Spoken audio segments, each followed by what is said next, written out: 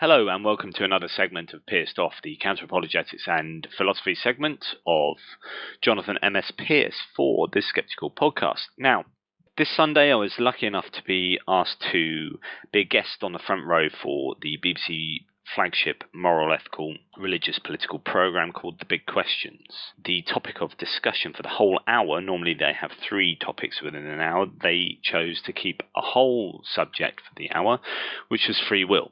Which is obviously why I was contacted, because I have a slight obsession with that subject. Now, I could talk about the issues with the debate, as often there are, and not get into grips with some of the basics and definitions and what have you, but I won't dwell on that. I want to talk about something I really wanted to bring up in the programme, which unfortunately we never got around to, which is crime and punishment, and particularly the punishment aspect of that. So as a determinist who believes that free will is an illusion, the argument over whether we have libertarian free will or not is somewhat passé. Now, I've talked about libertarian free will before, and so I won't go into the details of what it is. Suffice to say that it's untenable logically and philosophically.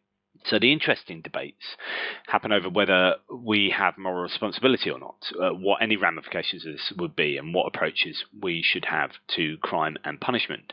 And it's on that last point that I want to dwell, as I've said, because some philosophers and thinkers espouse using deterrence as a justified method of punishing criminals. That harsh punishment can be justified as deterring others from committing similar crimes.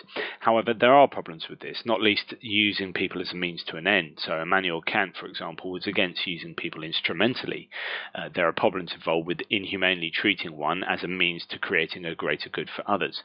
But I'd like to park that idea for now. I mean, we can talk about that at another time, so that we can concentrate on another approach to punishment, which is the quarantine approach.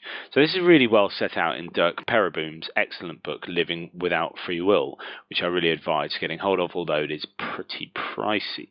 The idea has a foundation in realizing that it is morally acceptable if a person had a highly contagious disease to quarantine them for the benefit of others, but also for themselves. This quarantine should be as humane as possible and should also concentrate on getting the person better, on rehabilitating them. This person remains quarantined humanely until such time as they are safe to reintroduce into society, until their rehabilitation is complete. This is the same for criminality. Using the same logic, it is morally acceptable to quarantine such criminals for the good of society, whilst treating them as humanely as possible and working hard to rehabilitate them. Upon the event of the person being rehabilitated and safe to reintroduce back into society, this should be done. However, there might be cases where the quarantine period is indefinite or very long indeed, as rehabilitation might not be forthcoming. So this approach concentrates resources on rehabilitation and not retribution. There is no space for retribution under determinism. It is humane, and it also keeps society safe from harms.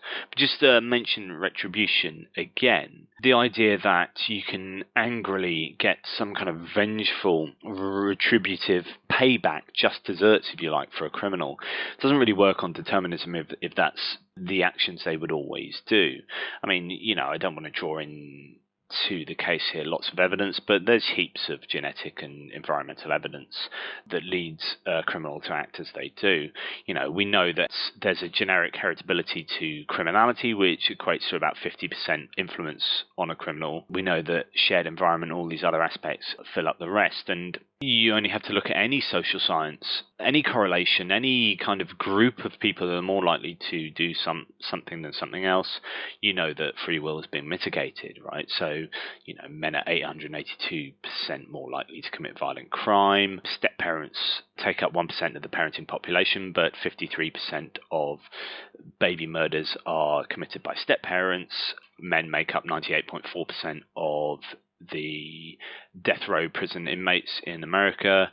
If you have birth complications and maternal rejection as a baby, you are 3 times more likely to violent aggression and criminality. So, I could go on and on and on and on and on and on and on. But the idea is that it's retribution really doesn't play a part. Understanding through cause and effect, through understanding cause and effect, through an understanding of determinism is really what's going to work in the long term for finding out the causes of such behaviour and trying to do something about them.